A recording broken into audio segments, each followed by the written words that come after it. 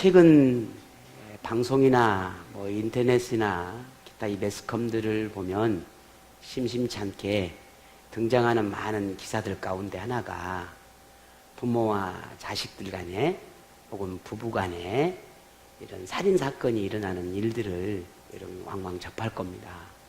그러면 그런 기사나 그런 매스컴이나 그런 방송을 들을 때 어떤 생각이 드나요? 참 세상이 참 어둡구나 하는 생각들. 어쩌면 좋냐, 어떡하지, 이런 세상의 악함들이 정말 극에 달하는 그런 세상이 아닌가. 이웃을 죽이는 것도, 살인하는 행위도 용납될 수 없는 그런 악함인데 하물며 나를 낳아준 부모를, 자식을, 부부간에 이런 악함들이 참 세상에서 이렇게 빈번하게 일어나고 있는 사실들을 보면서 우리 크리스찬들은 어떻게 해야 되나 하는 그런 안타까움들을 갖게 됩니다. 설령 이와 같은 그런 끔찍한 일이 아닐지라도 우리 인생에서 이런 일만큼은 절대 일어나지 않았으면 좋겠다 라고 하는 그런 간절한 바람이 있다면 사랑하는 사람들과의 이별이 아닐까 싶습니다. 이별. 사랑하는 사람들과 영원히 헤어져야 한다는 이런 아픔들은, 이런 슬픔들은 감당하기 어려울 만큼 고통스럽지요. 왜냐하면 사랑하는 사람을 잃어버린 경험이 있는 사람이라면 얼마나 그 아픔인지를 아마 다 아시리라 생각을 합니다. 만일 이런 이별만큼이나 고통스러운 것이 있다면 뭘까? 그것은 사람이 살아가면서 배신과 배반의 행위가 이루어지는 것이라고 생각을 합니다. 더욱이 그 대상이 사랑하는 사람과의 관계라면, 가족이라면 더더욱이나 말할 것도 없을 것이라는 거죠. 사랑하는 사람이 한순간에 원수가 되고 분노의 대상이 되고 고통의 대상이 되고 생명의 위협까지 받게 된다면 그 삶을 어떻게 표현할 수 있을까? 성경에서는 참 많은 다양한 이야기들이 기록되어 있는데 그 중에 아주 인간으로서 최악의 모습들, 아주 극악무도한 그러한 이야기들 또한도 기록되어 있습니다. 오늘 우리가 읽었던 이 본문 시편 3편은 사무엘하 13장에서 15장에서 기록된 사건을 다루는 내용입니다. 거기에 저자인 이 다윗과 그리고 그의 아들 셋째 아들인 압살롬과의 사건을 배경으로 하고 있는 게 오늘 본문의 시편 3편의 이야기입니다. 다윗에게는 성경에 기록된 그 이름 잘 알려진 이름이 아내의 이름이 기록된 이름만 해도 8명이 나옵니다. 그 8명의 아내뿐만 아니라 그 외에도 많은 첩들이 나오지요. 8명의 아내에게서 태어난 자녀들이 성경에는 10명의 자녀가 나옵니다. 그 외에 이름이 기록되지 않았지만 또 다른 아내들이 있는데 그 아내들에 의해서 태어난 자녀들이 9명의 아들과 1명의 딸이 또 등장을 합니다. 물론 이름도 없는 첩에 의해서 자녀들의 이름만 나열하는 것도 수명이 됩니다. 이들 중 여러분이 우리 귀에 익숙한 그 다윗의 아들들이 나오지요. 딸이 나옵니다. 아주 익숙한. 여러분이 잘 아는 익숙한 이름이 뭐가 있나요? 다윗의 아들 중에? 네. 선물이 오늘 안 갖고 온데 왔네? 너무 익숙하지 않습니까? 솔로몬. 네. 다윗의 아들 중에 너무 익숙한 사람은 솔로몬이죠. 그리고 오늘 본문의 배경이 된 사람은 압살롬이라는 아들이 나옵니다. 그리고 그 또 다른 아들이 암논이라는 아들이 나옵니다. 그리고 딸 하나가 나오는데 그 딸이 다말이라는 딸입니다. 오늘 이런 관계 속에서 이루어지는 이야기가 오늘 배경인데 뭐 옛날 어르신들 하는 말씀이 뭐 가지 많은 나무 바람 잘 나갔다라는 말씀을 하시는데, 참 이 다윗에게는 하나님 참 사랑하는 다윗인 것은 분명한데 그 가정사가 참 복잡합니다. 다윗에게 얽혀진 가정사, 자녀들과의 얽혀진 가정사가 참 복잡하고 다양해요.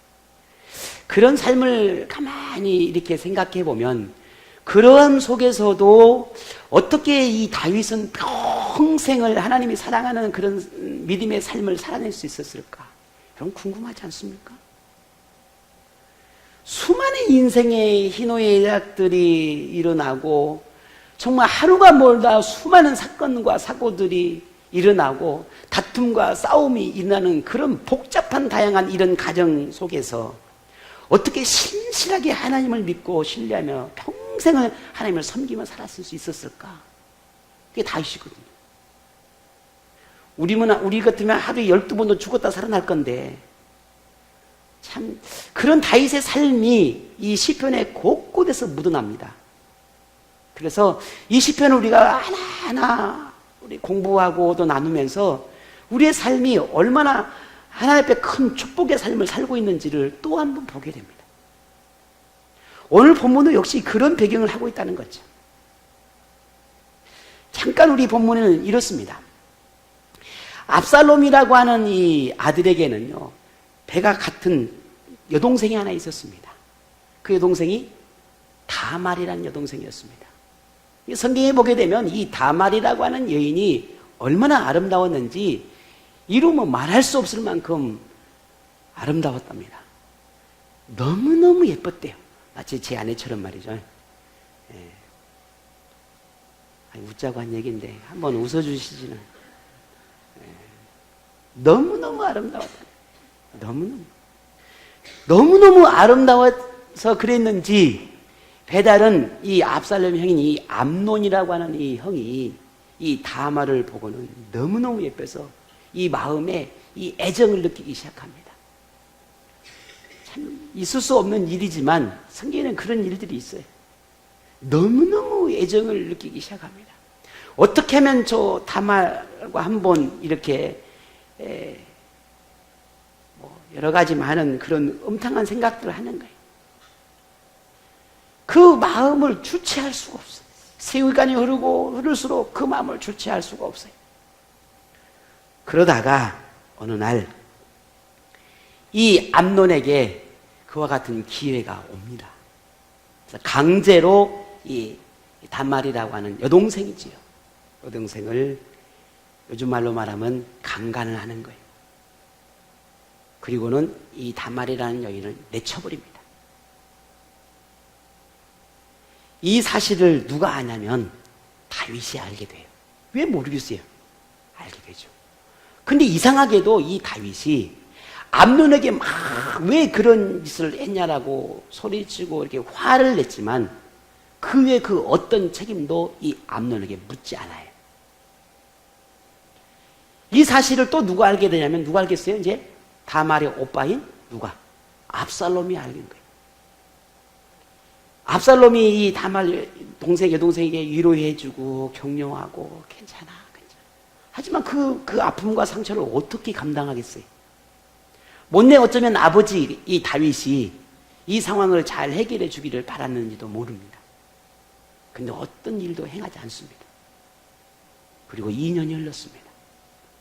그 2년 동안 이 압살롬이 이 다말 여동생의 이 그 아픔을 지켜보면서 분노를 가져요. 복수하겠다라고 하는 작정을 합니다. 그리고는 암논을 죽여버립니다. 암살을 해요. 이게 온 이제 형제들 간에 가족 간에 다 소문이 퍼지고 이 집안이 그야말로 쑥대밭이 돼버립니다. 이 사건으로 인해서. 그리고 나서 압살롬은 이제 어떻게 형제들 간에 가족 간에 그런 일들이 있으니까 그래서 가족을 피해서 도망을 갑니다. 그리고 이 압살롬은 형제들 아버지의 눈을 피해서 구술이라고 하는 곳으로 지내서 3년을 보내게 됩니다. 근데 그래도 아들은 아들이잖아요. 이 다윗이 압살롬을 못 보니까 너무너무 그리운 거예요. 보고 싶은 거예요. 어떻게 사는지 늘 그리워하고 보고 싶어요. 어느 날 압살롬을 어떻게 좀 데려올 수 없겠느냐, 신하들을 불러들이고 시켜서 어떻게 소식을 전해서 어느 날 압살롬이 이제 왕궁으로 돌아오게 됩니다. 그런데 문제는 여기서부터 시작됩니다. 압살롬이 이 왕궁으로 돌아올 때 혼자 돌아온 게 아니었어요. 이 3년 동안 머물면서 이 압살롬이 음모를 꾸밉니다. 자신을 따르는 무리들을 하나하나 규합하기 시작합니다. 왜? 아버지 다윗을 왕에서 몰아내고 그리고 자신이 왕이 되어야 되겠다는 겁니다. 다말이 그런 일을 당하고 그리고 그 암논의 형을 어떻게 책임도 묻지 않는 그 아버지에 대한 분노, 그것이 복수로 이어집니다. 그리고 돌아와서 이 압살롬과 그의 무리들이 이 쿠데타를이죠, 이런 말로 쿠데타를 일으킬 것을 계획을 세우는 것을 이 다윗이 알게 돼요. 그 순간 압살롬이 돌아오는 그 순간에 이 다윗은 그 압살롬을 피해서 도망을 갑니다. 아들하고 싸울 수는 없잖아요. 싸운다면 왜 못 이기겠어요? 이기죠. 그러나 싸울 수가 없었어요. 그러니 다윗이 아들을 피해서 도망을 가요. 도피 생활을 하게 되는 겁니다. 전전긍긍 도피 생활을 하면서 그 삶에 하나하나 매일매일 그 삶을 살아가면서 하나님께서 어떻게 이 다윗을 위해서 일하고 계시는지, 그 삶 속에서 하나님이 어떤 분인지를 만나고 경험하면서 그 하나님을 고백해내는 것이 오늘 본문 시편 3편입니다. 자, 이런 배경들을 우리가 조금 더 이해하면 오늘 본문 시편 3편은 정말 어떤 하나님인지를 우리가 분명히 보게 되는 것이죠. 오늘 본문을 쭉 읽어 내려가다 보면은 거기에 동일한 의미의 단어들이 나옵니다. 나를 치는 자, 혹은 대적자, 혹은 원수, 혹은 악인 등등 이와 같은 표현들이 나오는데 이들은 누구를 가리키겠습니까? 압살롬과 그의 무리들을 이야기한다 할 수 있습니다.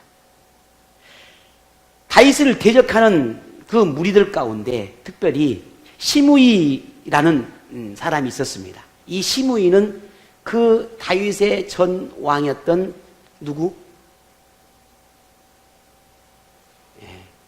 그러니까 빨리 좀 말해주세요. 해놓으면 가니까. 사울이라고 하는 그 후손 가운데 이 시므이라고 하는 사람이 있었습니다. 시므이가 도망을 치고 도피 생활하고 다윗을 향해서 이렇게 저주하고 이렇게 조롱을 합니다. 어떻게? 사무엘하 16장 7, 8절에 보게 되면 시므이가 저주하는 가운데 이와 같이 말하니라. 피를 흘린 자여, 사악한 자여, 가거라, 가거라. 사울의 족속의 모든 피를 여호와께서 내게로 돌리셨도다. 그를 이어서 내가 왕이 되었으나 여호와께서 나라를 내 아들 압살롬의 손에 넘기셨도다. 보라, 너는 피를 흘린 자이므로 화를 자초하였느니라. 이렇게 저주합니다. 이 시므이의 주장은 그런 것입니다. 다윗이 지금 왕이 된 것은 네가 우리 선조인 이 사울과 그의 왕조를 다 무너뜨리고 네가 왕이 된 거다. 그런데 하나님이 너를 내비를 뒀겠냐? 아니다. 네가 지금 이렇게 도망자의 삶을 살고 네 왕에서 끌어내려서 네 아들이 왕이 된 것은 네가 우리의 가문을 무너뜨렸기 때문에 하나님께서 너를 그렇게 한 것이다. 그렇게 저주하는 겁니다. 그 말이 맞습니까? 아니에요. 다윗은 누가? 하나님께서 왕을 세운 거예요. 본인이 직접 하겠다는 것이 아니라. 그런데 시므이는 그렇게 다윗을 향해서 막 저주를 퍼부어대는 것입니다. 그들 향해서 오늘 본문에 이렇게 다윗은 고백하는 겁니다. 뭐라고? 오늘 2절에 보니 많은 사람이 나를 대적하여 말하기를 그는 하나님께 구원을 받지 못한다 라고 사람들이 말한다는 거예요. 다윗은 이제 하나님이 버렸어. 다윗은 하나님께서 심판한 거야 라고 하는 그런 많은 저주의 말들을 한다는 거예요. 세상 사람들은 우리 그리스도인들이 고난을 받거나 어려운 일을 만나면 뭐라고 말합니까? 하나님께서 벌을 준 거다. 우리 믿는 사람들도 뭐 그렇게 생각하는 사람이 있습니다만 하나님께서 벌을 준 것이다 라고 비난합니다. 하나님이 있다면 왜 도와주지 않겠어? 하나님이, 너희들이 믿는 그 하나님이 진짜 있다면 네가 그렇게 어렵고 힘든데 하나님이 가만히 있을 수 있겠어? 도와주지? 없으니까.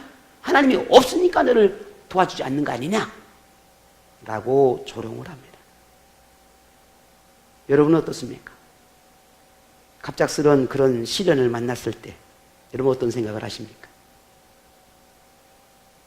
그토록 믿었던 사람들에게 배신을 당하고 절망적인 삶의 환경을 만났을 때 여러분 무슨 생각을 하십니까? 혹 하나님을 부정하는 사람들이나 믿음이 부족한 사람들의 그 사람들의 하는 말들에 귀를 기울이고 그들의 말에 동조하지는 않습니까? 아들이 원수가 되어 생명을 위협하는 압살롬을 피해 도망자의 생활을 해야 했던 이 다윗, 온갖 수모와 조롱을 받는 다윗은 도대체 이 순간에 무슨 생각을 했을까요? 도망자의 삶을 살아가면서 비난의 소리가 끊임없이 들려오는 이 상황에 다윗은 어떤 생각을 했을까요? 만일 여러분이라면, 오늘 우리라면 어떻겠습니까? 다윗의 행동에 보게 되면 우리는 놀라지 않을 수 없는 고백을 합니다.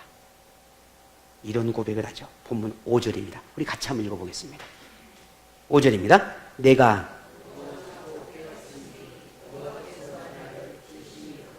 아멘. 이게 무슨 말입니까? 다윗은 아무런 일도 없다는 듯이 편안하게 잠도 잘 자고 일어난다는 겁니다. 말이 됩니까? 제정신이 아닌 이상? 그런 고백을 하고 있습니다. 평안하게 평강을 누리고 있다는 겁니다. 물론 육체적으로 뭔가 평강을 누린다는 의미는 아닙니다. 그의 영혼과 심령이, 그의 마음이 평화롭다라는 거지요. 이게 말이 되는 소리입니까? 어떻게 이럴 수 있다는 거죠? 조금만 힘들어도 잠을 이루지 못합니다. 억울한 일을 당하면 화가 끓어올라서 어쩔 줄을 몰라 합니다. 비통한 마음을 가누지 못합니다. 마음은 미움과 증오와 분노와 원통함으로 가득합니다. 설령 그 대상이 가족일지라도 그들을 조조하고 싶어하고 그들도 나와 똑같은 고통 속에 있기를 바라는 것이 보통 사람들의 마음입니다. 내가 고통을 주니 당신도 고통을 받아야 된다는 거예요. 이게 우리들의 마음, 이게 보통 사람들의 마음 아닙니까? 그런데 다윗의 모습을 보면 참 이해하기 힘듭니다. 남도 아닌 가족이잖아요. 사랑하는 나의 아들에게 배신과 배반을 당하고 고통의 삶을 지금 살아가고 있습니다. 그럼에도 불구하고 영혼과 심령이 평강을 누리고 있다고 말합니다. 어떻게 이런 일이 있을 수 있을까? 이어서 다윗은 이렇게 고백합니다. 6절에 보니 천만인이 수많은 사람들이 나를 애워싸 짐친다 하여도 나는 어떻게 한다? 성경을 좀 보세요. 어떻게 한다고요? 두려워하지 않는다 했습니다. 그냥 제가 이렇게 표현할게요. 미친 거예요. 이건 다윗이 제정신이 아닌 거예요. 이건 어떻게 이럴 수 있어요? 어떻게? 우리는 또다시 물을 수밖에 없어요. 어떻게 이게 가능하냐는 거예요. 어떻게? 인간이 아닌 겁니까? 그의 심장은, 그의 가슴은 돌덩이로 된 것입니까? 쇳덩이로 된 것입니까? 감정이 없습니까? 아니란 말입니다. 근데 어떻게 가능하냐는 거예요. 최악의 상황에서 도망자의 생활을 하고 있으면서도 다윗은 나는 두려워하지 않는다. 나를 조롱하고 저주하는 저들을 나는 두려워하지 않는다. 나를 생명에 위협하고 나를 죽이려고 수많은 사람들이 나를 에워싸도 나는 두려워하지 않는다. 나는 아침에 일어나고 저녁에 평안히 잠을 잘 수 있다. 이게 어떻게 가능할까? 어떻게? 분노가 일어나고 억울함이 그 영혼을 짓누려도 부족할 판에 어떻게 이룰 수 있을까? 어떻게 평강을 누릴 수 있을까? 어떻게 두려워하지 않을 수 있을까? 그 이유를 본문에 이렇게 말합니다. 어떻게? 조금 전에 우리가 읽었습니다. 5절입니다. 뒤에 보니 어떻게 여호와께서 어떻게 했다고요? 아멘. 여호와께서 나를 붙드심이로다 라고 말합니다. 다윗은 하나님께서 자신을 붙들고 계시다라고 하는 것을 믿었습니다. 아들은 자신의 이익을 위해서 아버지를 버렸지만 하나님은 다윗 자신과 함께한다는 사실을 믿었다는 거예요. 아들은 악의와 추악함으로 아버지를 대하지만 하나님은 허물과 실수가 많은 이 다윗 자신을 하나님 붙들어 주신다는 겁니다. 다윗은 이런 하나님의 사랑 속에 자신이 머물고 있다라고 하는 것을 느끼고 있다는 겁니다. 그러니 두려워하지 않을 수 있었고 평안함을 얻을 수 있었다라고 고백하고 있는 것입니다. 우리가 시련 속에 있을 때 하나님은 어디 계시는 걸까요? 우리가 아파할 때 하나님은 어디에 계실까요? 하나님은 무엇을 하고 계시는 걸까요?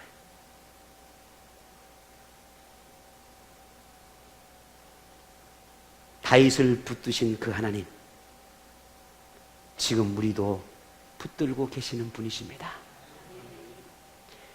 지금도 우리를 붙들고 계시며 우리와 함께 삶을 공유하고 계시는 바로 그분, 우리의 아버지, 그 하나님이라는 사실을 믿을 수 있기를 바랍니다. 세상을 이기면 우리의 의지나 우리의 강함이나 우리의 노력이나 우리의 능력이 아닙니다. 하나님을 향한 믿음이라는 사실을 잊지 않기를 바랍니다. 다윗은 하나님께서 자신을 붙들고 계심을 믿었을 뿐만 아니라 이 지금의 상황으로부터 벗어나게 하실 수 있는 분도 하나님이십니다 라고 하는 걸 믿었습니다. 문제를 해결해 주실 분도 하나님이시라는 사실을 믿었다는 거예요. 그래서 지금 다윗이 할 수 있는 것이라고는 아무것도 없어요. 왜? 내가 할 수 있는 게 없으니까. 내가 아들을 잡아 죽일 거예요? 아들의 군대와 내가 싸울 거예요? 할 수 있는 건 아무것도 없는 거예요. 그러나 다윗에게는 믿는 구석이 하나 있었어요. 누구? 하나님밖에 없는 거예요. 하나님밖에. 이 문제를 해결할 수 있는 건 하나님뿐. 이 상황을 바꿔놓을 수 있는 분도 누구? 누구? 냐고요. 하나님. 하나님밖에 없는 거예요. 그래서 다윗이 취한 행동은 딱 하나였습니다. 뭐 했어요? 기도했어요. 답이 없어요. 할 수 있는 건 기도하는 거예요. 기도하는 것뿐이에요. 오늘 본문 보십시다. 4절입니다. 다 같이 읽어보겠습니다. 시작.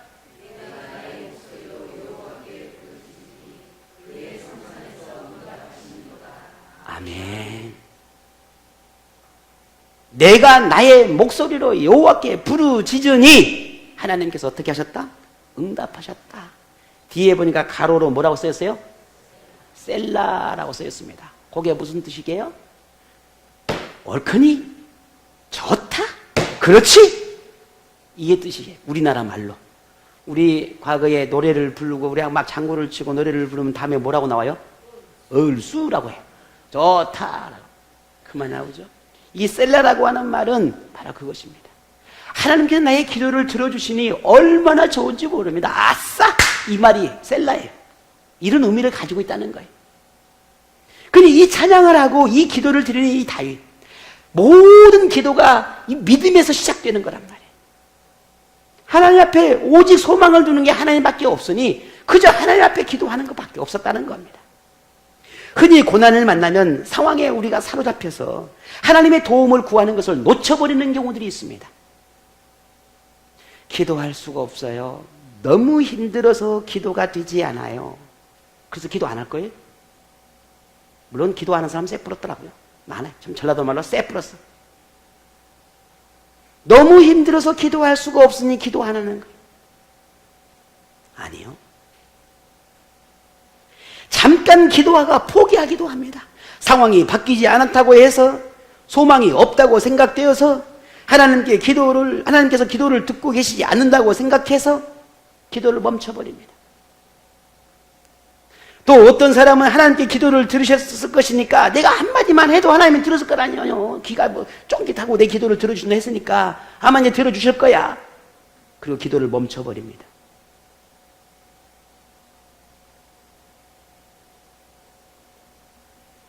어떤 사람은 심지어 하나님이 내 기도는 들어주지 않아. 다른 사람의 기도는 다 들어주지만 내 기도는 들어주지 않는 것 같다 라고 생각하며 기도를 포기하거나 멈춰버리거나 아예 하지 않는 사람들이 참 많습니다. 그러나 이런 기도는 하나님을 단지 자신의 상황을 바꿔놓을 수 있는 해결사 정도밖에는 생각하지 않는 거예요. 다시 말해서 하나님을 나의 아버지로, 하나님을 나의 전능한 분으로, 하나님을 내 영혼을 책임지시는 분으로 생각하지 않는다라는 거예요. 잠시 잠깐 지금의 상황이 너무 급박하고 힘드니 하나님이 해결해 줘야 되지 않겠냐라고 하나님을 해결사 정도밖에는 생각하지 않는다라는 거예요. 그러니 그렇게 헤어지지 않니, 내 원대로 내가 바라는 대로 되지 않으니 더 이상 뭘 하나님께 구하며 더 이상 뭘 하나님께도 바라겠습니까? 그러니 멈추는 것입니다. 거기서 끝나는 거예요. 더 이상 기도할 필요가 없는 거예요. 하나님은 우리와 인격적인 관계를 이어가고 싶어 하십니다. 신뢰 속에서 영원한 관계를 맺기를 원하십니다. 기도 응답은 하나님과 이 신뢰가 쌓일 때 이루어지는 것입니다. 하나님은 우리와의 인격적인 관계를 위해서 얼마나 많은 시간 동안 우리를 바라보고 기다리십니까?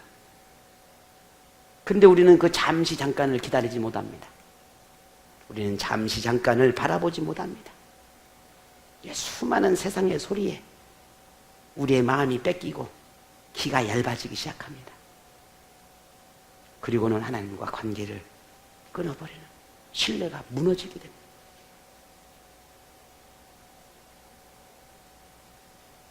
그런 기도의 소리에 하나님이 어떻게 응답해 주겠냐는 거예요. 믿음의 기도란 하나님의 완전한 응답이 이루어질 때까지 멈추지 않는 것입니다. 이게 기도예요. 하나님을 향한 믿음의 태도를 바꾸지 않는 것입니다. 사람도 신뢰가 무너지고 쌓았던 신뢰가 어느 한순간에 무너지면 어떻게 돼요? 관계가 끊어집니다.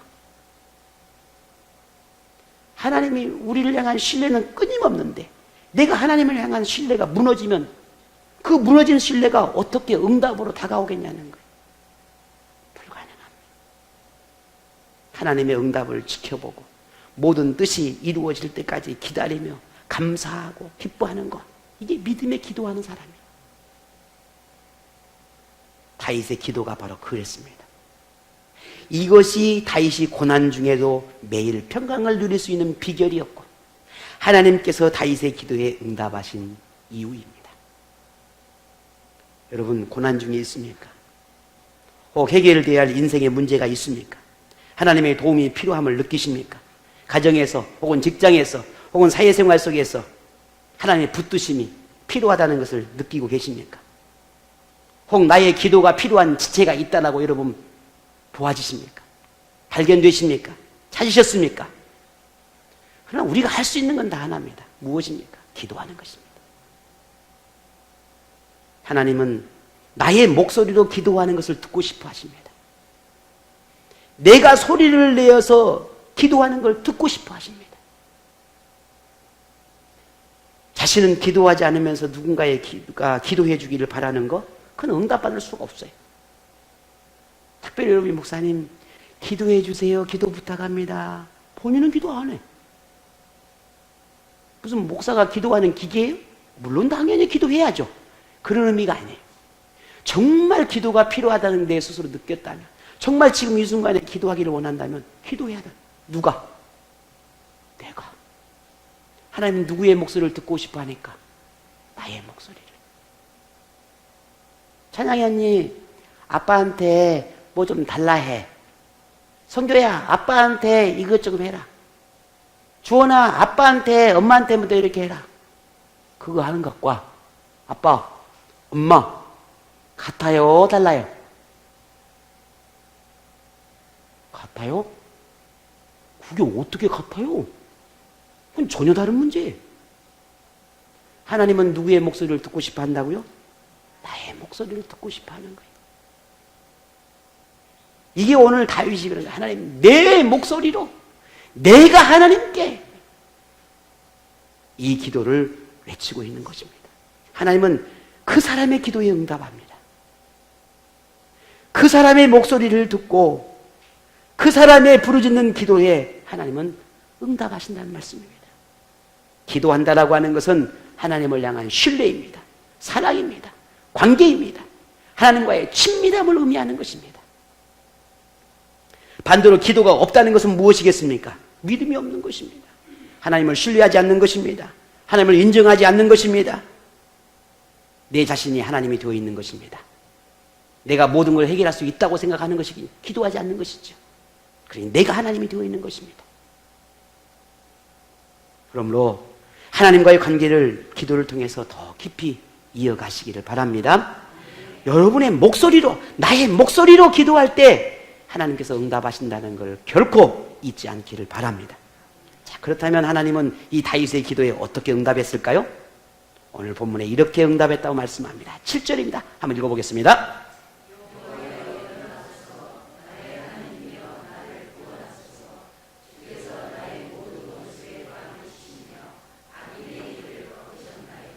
아멘. 하나님은 언제나 다윗을 도우셨습니다. 늘 기도에 응답하셨습니다. 오늘 본문에도 역시나 하나님은 다윗의 기도에 응답해 주셨습니다.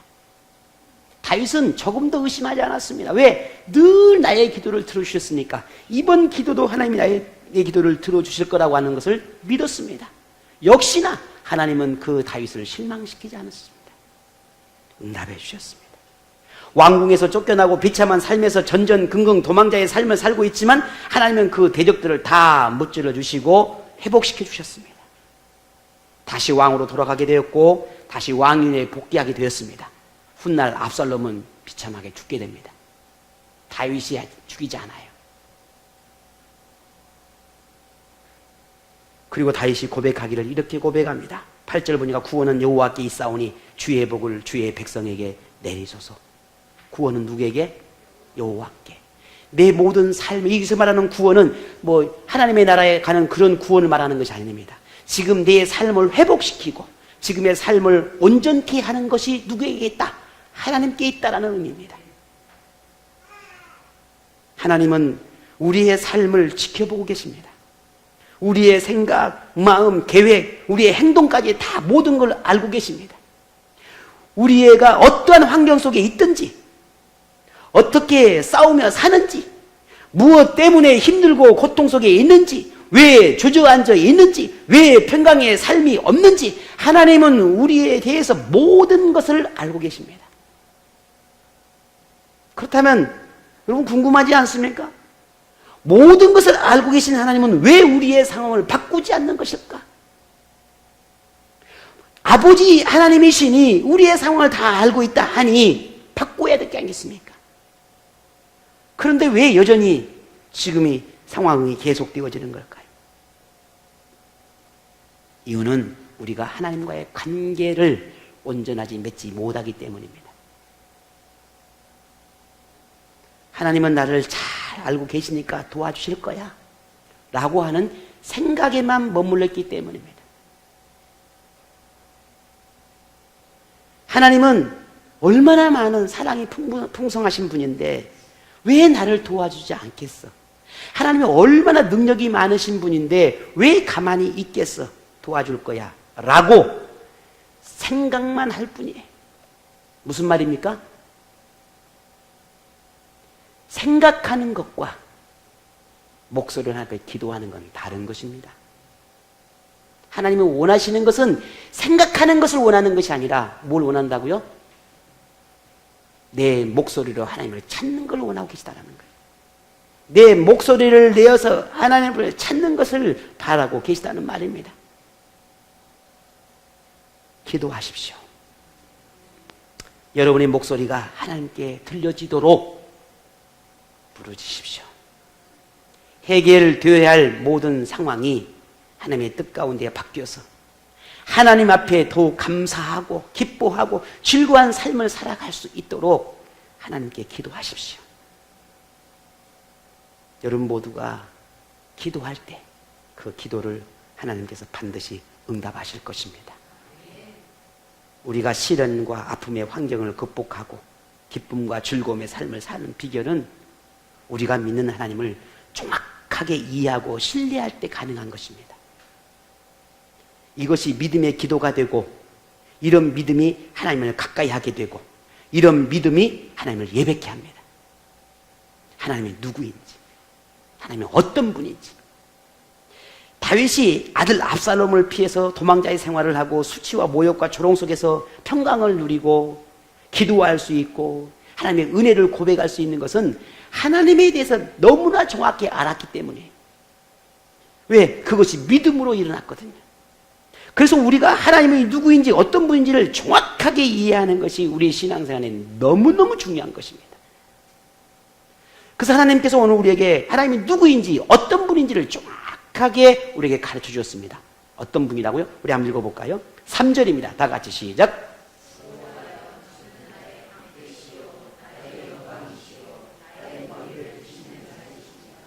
아멘. 믿으십니까? 다윗에게 하나님은 생명을 위협하는 적으로부터 자신을 보호해주는 뭐다? 방패와 같은 분이라 고백합니다. 세상 사람들은 다윗을 조롱하고 비웃고 하나님이 버렸다고 비난하지만 다윗은 믿었습니다. 어떻게? 자신을 다시 왕의 영광으로 회복해 주실 분이라는 것. 부끄럽고 수치로운 지금 현실의 모든 상황들을 바꿔주실 분이 누구? 하나님이라는 것을 믿었습니다. 그게 오늘 본문 3절의 고백입니다. 여러분은 삶 속에서 어떤 하나님을 만나십니까? 묻습니다. 집사님, 하나님이 집사님에게는 어떤 하나님이신가요? 사랑의 하나님이요. 그 외에는 없어. 어떤 하나님일까요? 함께 하신 하나님. 물론 그 모든 답 안에 다 들어있죠. 그러나 나는 오늘 어떤 하나님을 만났는가? 나는 오늘 어떤 하나님을 경험했는가? 이게 무엇보다 우리에게 중요한 것입니다. 오늘 여러분은 어떤 하나님을 만나십니까? 지난 한 주간 동안 여러분은 어떤 하나님을 만나셨습니까? 세상의 유혹과 사단의 유혹으로부터 지켜주시는 하나님을 만나셨습니까? 불신자들의 비웃음 소리에 흔들리지 않고 오직 믿음으로 이 길을 가도록 돕고 계시는 하나님을 만나셨습니까? 좌절과 절망과 고통과 아픔을 딛고 일어서도록 돕고 계시는 그런 하나님을 만나셨습니까? 소망과 기쁨과 즐거움의 삶을 살아가도록 날마다 매일처럼 우리를 이끌어주시는 그 하나님을 만나셨습니까? 여러분의 기도에 귀를 기울이시고 매일매일 응답하신 하나님을 만나셨습니까? 만일 영혼이 누워 잠자고 있다면 깨우십시오. 좀 더 자자, 눕자, 게으름에 있다면 다시 일어나십시오. 시련 속에 있다면, 아픔 중에 있다면, 병 중에 있다면, 인생의 문제로 고군분투하고 있다면, 하나님 앞에 부끄러운 모습이 있다면 성령이 말씀하시는 그 양심에 부르짖는 그 음성에 귀를 기울이시고 결단하시고 하나님을 찾으십시오. 입을 열어서 하나님의 이름을 부르십시오. 여러분을 돕고 이끄시는 분이 하나님이십니다. 다시 넘어질까 두려워하지 마십시오. 다시 실패할까 무서워하지 마십시오. 다시 시련을 만날까 도망치지 마십시오. 여러분의 목소리로 하나님을 찾으십시오. 하나님은 반드시 응답하십니다. 인생의 모든 생사화복이 하나님께 있습니다. 하나님은 하나님을 방패 삼는 사람, 하나님께 기도하는 사람, 하나님께 인생을 거는 사람에게 반드시 그 사람을 책임지고 모든 대적과 원수를 무너뜨리고 하늘의 복을 허락하신다고 말씀하셨습니다. 이 약속의 말씀을 붙잡고 살아가는 여러분 되시기를 바랍니다. 하나님께서 우리를 돕고 계시고 지금 우리의 삶이 안전함 속에 살아가도록 이끌고 계시는 분이라는 사실을 잊지 않기를 바랍니다. 우리가 인생의 여정 속에서 무슨 일을 만나든지 두려워하지 않을 것은 우리를 너무나 잘 아시는 하나님이 계시기 때문입니다. 우리를 너무나 잘 아시는 하나님, 그 하나님 지금도 우리를 위해 일하고 계시고 세상과 악인과 사탄과 어둠의 영들과 싸우고 계심을 잊지 않기를 바랍니다. 그러므로 하나님을 더욱 신뢰하고 하나님과 동행하는 한 주간의 삶이 여러분 삶 가운데 일어나기를 축복합니다.